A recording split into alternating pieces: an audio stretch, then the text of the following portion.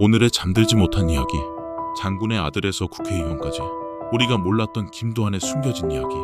이 이야기는 역사적 사실을 바탕으로 제작되었습니다. 한 남자가 있습니다. 가난한 소년에서 시작해 거친 길을 걸으며 깡패가 되었고 결국 국회의원 자리까지 오릅니다. 한국 근현대사의 소용돌이 속에서 그는 어떻게 살아남았을까요? 오늘은 김좌진 장군의 아들이자 한국 역사에서 가장 논란 많은 인물 중 하나, 김도한의 파란만장한 인생 이야기를 시작합니다. 김도한의 유년기를 이야기하기 전에 한 가지 말씀드릴 점이 있습니다. 김도한이 정계에 진출하기 전에 공식 기록이 매우 부족하기 때문에 그의 어린 시절에 관한 내용들은 주로 김도한 본인의 회고록, 일제시대 신문자료, 그리고 그의 측근들과의 인터뷰 기록을 토대로 구성된 것임을 알려드립니다. 김도한의 아버지 김좌진 장군은 청산리 전투의 영웅이자 일제강점기 동안 만주와 한반도 일대에서 독립군을 이끌었던 대표적인 항일투사였습니다. 김도한의 출생지는 공식적으로 서울 종록으로 기록되어 있지만 아버지 김좌진 장군이 만주와 인근 지역에서 독립운동을 활발히 펼쳤기 때문에 김도한의 어린 시절 대부분은 만주나 그 주변 지역에서 보냈을 가능성이 크다고 회자됩니다. 김도한의 어린 시절, 그의 아버지 김좌진 장군은 만주 길림성에서 공산주의 청년활동가 박상실에게 암살당하게 됩니다. 당시 김도한의 나이는 불과 13살, 한창 보호가 필요한 사춘기 소년이었던 김도한은 가족을 부양하기 위해 혼자 경성, 지금의 서울로 향하게 됩니다. 그가 경성으로 올라온 시기는 1930년대 초반, 당시 일제강점기의 사회적 분위기 속에서 조선인 청소년이 겪어야 할 현실은 매우 가혹했습니다. 어린 김도한은 제대로 된 학업도 이어가지 못한 채 경성의 뒷골목에서 온갖 잡일을 하며 살아가야 했습니다. 처음에는 남의 심부름을 하거나 시장에서 짐을 나르는 마기를 하며 하루하루를 버텼고 잠잘 곳조차 마땅치 않아 노숙하거나 값싼 여인숙을 전전하는 날들이 이어졌습니다. 하지만 김도한은 또래에 비해 큰 체격과 뛰어난 힘을 바탕으로 청계천과 종로 일대에서 싸움 잘하기로 이름난 또래들과 부딪히며 점차 주먹으로 이름을 알리기 시작합니다.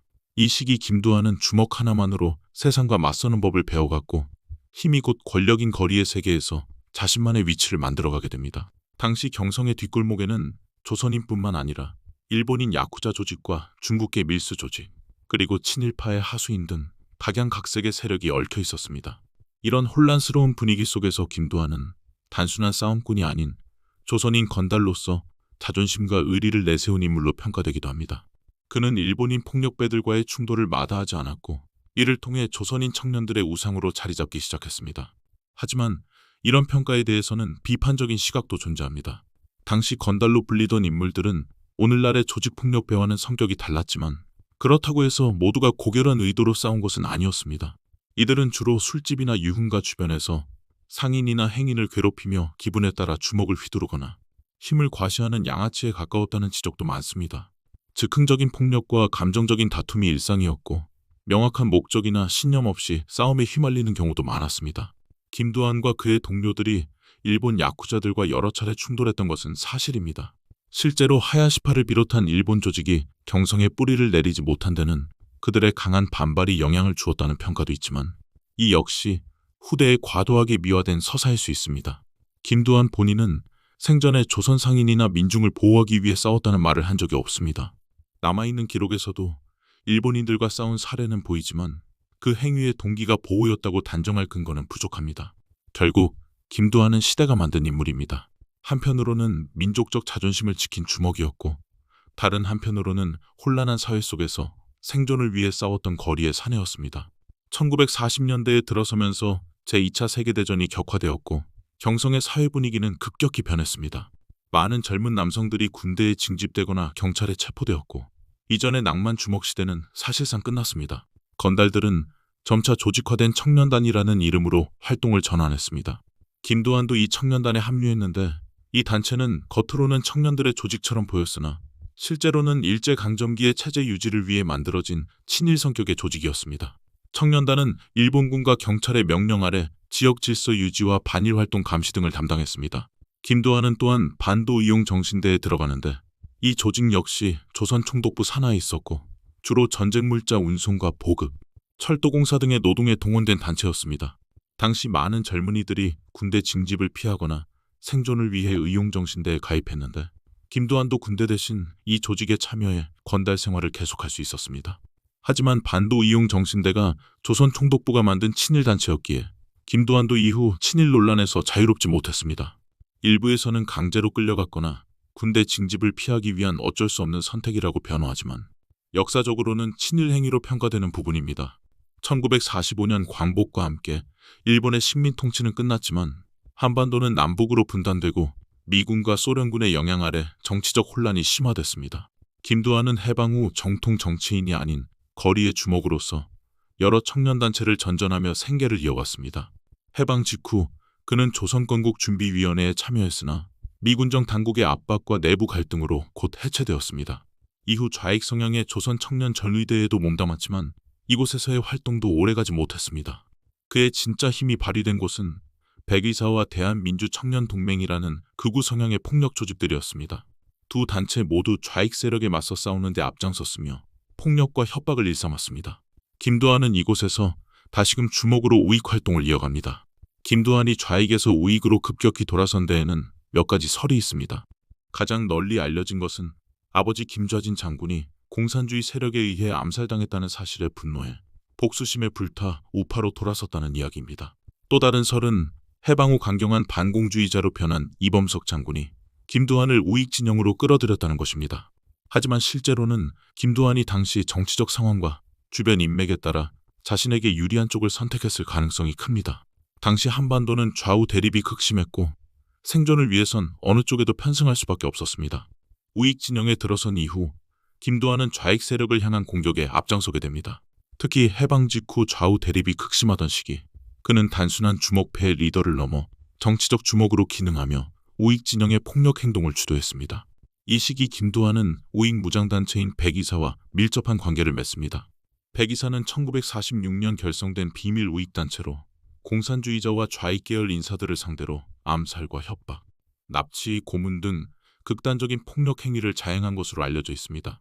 김두한은 이 조직에 직접적으로 가담하거나 혹은 자신의 세력을 통해 백의사와 연대하여 조선공산당 및 좌익 단체의 집회와 활동을 방해하는 데 깊이 관여했습니다. 그의 행동은 단순한 충돌을 넘어 실제로 좌익 인사를 물리적으로 제거하거나 위협하는 수준에 이르렀고 이는 그가 한동안 테러리스트라는 비난과 동시에 좌익을 척결한 민족주의자라는 상반된 평가를 받게 만든 계기가 되었습니다. 그러던 중 1947년 김두한은 좌익 정치 깡패였던 정진용을 폭행해 죽게 만든 사건으로 미군정에 체포됩니다. 이 사건으로 그는 최고형에 처해졌지만 1948년 대한민국 정부가 수립되고 미군정이 종료되면서 석방되었습니다. 석방된 김두한은 우익 청년단체 내에서 영향력을 키웠고 당시 대통령 이승만의 권유로 대한청년단에 들어갔습니다. 대한청년단은 우익 청년 단체들을 통합하고 좌익 세력과 군사정권 견제를 위해 만들어진 조직입니다. 김두한은 이곳에서 건설국장과 감찰부 국장이라는 중책을 맡았는데 건달 출신이 이런 요직을 맡는 것은 매우 이례적인 일이었습니다. 하지만 1950년 한국전쟁이 발발하면서 김두한의 정치활동은 중단됩니다. 훗날한 인터뷰에서 전쟁 발발 직후 자발적으로 무기를 들고 인민군과 교전했으며 서울에 남은 학도병들을 규합해 전투를 벌였다고 주장하며 자신의 활약상을 적극적으로 알렸습니다. 내가 아니었으면 인민군이 더 빨리 서울을 장악했을 것이라며 자신이 소규모 병력을 지휘해 을지로와 종로 일대에서 치열한 시가전을 벌였다고 회상했습니다. 또한 학도병 수십 명을 규합해 자발적인 저항 조직을 이끌었다는 주장도 남겼습니다. 하지만 이러한 이야기는 대부분 김두한 본인의 입을 통해서만 전해진 것이며 당시 군 당국이나 언론 보도, 공식적인 기록에서는 그의 전투 활동이나 학도병 지휘 사실을 뒷받침할 만한 객관적 증거는 거의 존재하지 않습니다. 일각에서는 그가 실제로 자발적으로 무장 저항을 했을 가능성은 있지만 그 규모나 성과는 그가 말한 것처럼 극적이지는 않았을 것이라고 분석합니다. 당시 서울이 불과 며칠 만에 함락됐고 대부분의 정치인과 고위 인사들은 피난길에 올랐기 때문에 김두한이 무기를 들고 전장에 직접 뛰어들었다는 이야기는 사실보다는 전후 그의 정치적 이미지를 강화하기 위한 전설화의 성격이 짙다는 평가도 많습니다. 전쟁이 끝난 뒤인 1954년 김두한은 무소속으로 국회의원 선거에 출마해 당선됩니다. 학력도 없고 정치적 기반도 부족한 전직 건달 출신이 국회의원이 된 것은 매우 이례적인 일이었습니다. 하지만 김두한의 거침없는 행보는 곧 위기에 직면하게 됩니다.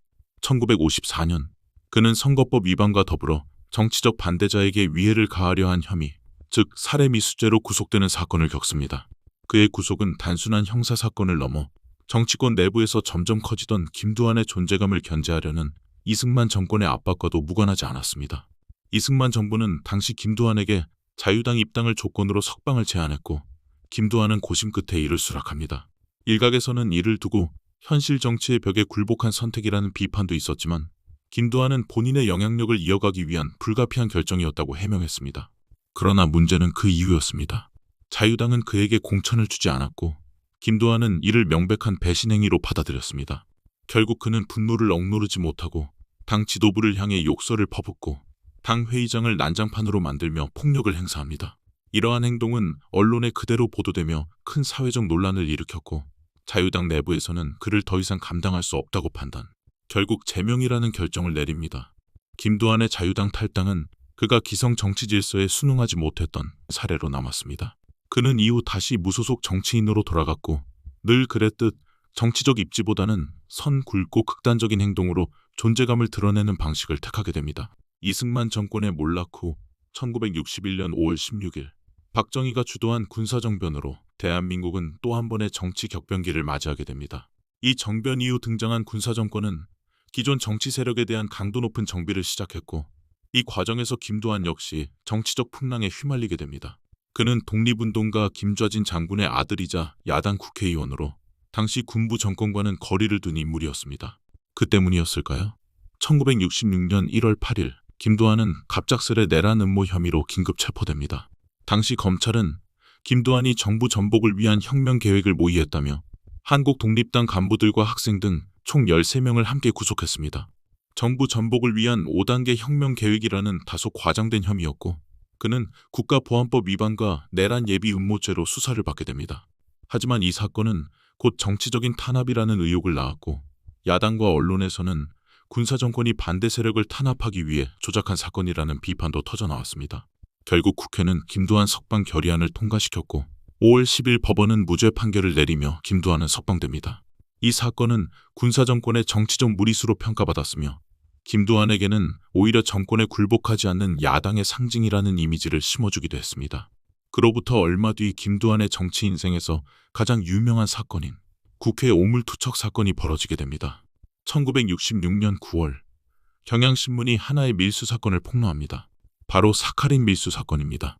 당시 삼성 계열사인 한국비료공업이 사카린 6만 7천 파운드를 외국에서 들여오면서 허가받지 않은 사카린 1만 6천 파운드를 서류상 누락시킨 채 밀반입한 사실이 밝혀졌습니다. 참고로 사카린은 설탕과 비슷한 단맛을 내는 인공 감미료입니다.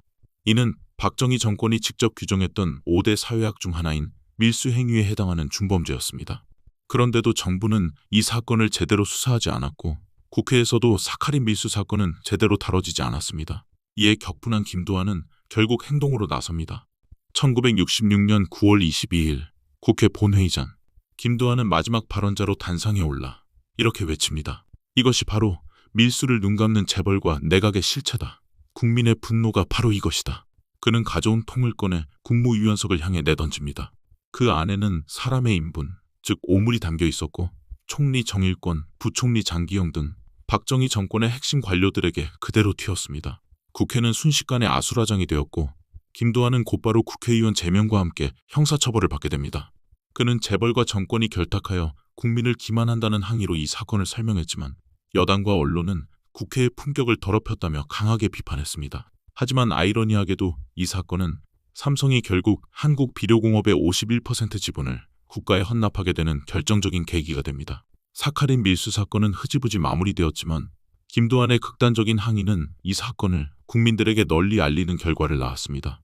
그의 정치적 행동은 언제나 극단적이었고 타협 없는 모습으로 인해 지지자들로부터는 의로운 폭주, 반대자들로부터는 무식한 폭력이라 평가되기도 했습니다. 이후 김두한은 점차 정치 일선에서 멀어지게 됩니다. 이후 광산업 등 여러 사업에 뛰어들었지만 대부분 실패를 맛보았고 정치 활동에 따른 잦은 수감 생활 때문이었는지 건강이 급격히 악화되었습니다. 그러던 1972년 그는 서울 성북구 정릉동 자택을 나와 지인을 만나러 가던 중 갑자기 쓰러졌습니다. 그 후 병원으로 이송되었지만 끝내 의식을 회복하지 못한 채 11월 21일 향년 54세의 나이로 사망하게 됩니다. 사인은 공식적으로 고혈압에 따른 뇌졸중, 즉 뇌출혈로 인한 급작스러운 병사로 발표되었지만 일각에서는 국회 오물투척 사건 이후 정권에 의한 견제와 압박으로 인한 지속된 스트레스가 그의 화병과 사망을 부추겼다는 의견도 존재합니다. 실제로 김두한이 죽은 1972년 11월 21일은 유신헌법 국민투표에서 압도적 찬성이 나온 날로 그의 사망은 유신체제의 시작과 맞물리며 정치적 전환기를 상징하는 순간으로 회자되기도 합니다. 김두한은 존경받는 독립운동가의 아들로 태어나 건달에서 정치인까지 그야말로 굴곡진 삶을 살았습니다. 평가가 극단적으로 갈리는 인물이지만 그가 남긴 파란만장한 흔적만은 한국 근현대사에서 쉽게 지워지지 않을 것입니다.